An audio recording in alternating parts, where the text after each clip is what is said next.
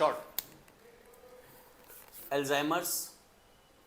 Alzheimer disease बहुत common, लोग memory loss कर करके डायग्नोसिस, बड़े पेशेंट्स अटेंडर्स आके पूछते हैं सर फादर को एल्जाइमर्स तो नहीं हो गया, या पहले डायग्नोसिस ले गए थे सर फादर को एल्जाइमर्स हैं।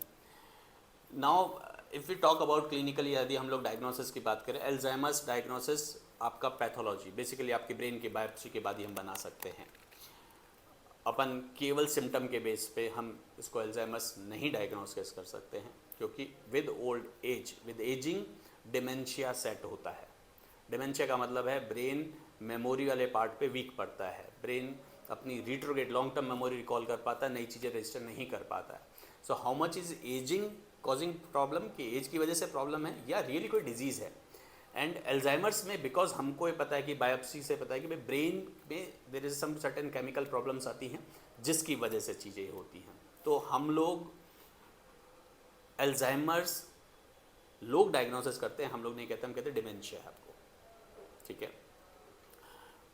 चीज़ें और क्लिनिकल बेस पे ही कर सकते हैं, हम पैथोलॉजिकल डायग्नोसिस नहीं बना सकते, क्योंकि आप एक जिंदा आदमी की ब्रेन की बायोप्सी नहीं लेंगे, एंड दैट ऑल्सो जब आप उसके ट्रीटमेंट में कोई बहुत मेजर डिफरेंस नहीं डाल सकते हैं, so this is not advisable.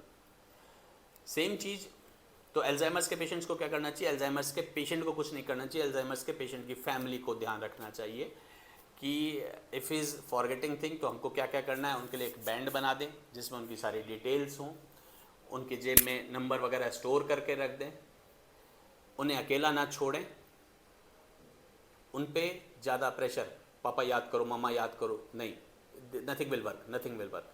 Healthy diets रखें, फ्रूट्स ज़रूर खाया करें, दिस इज़ वेरी इंपॉर्टेंट, ठीक है। Thank you.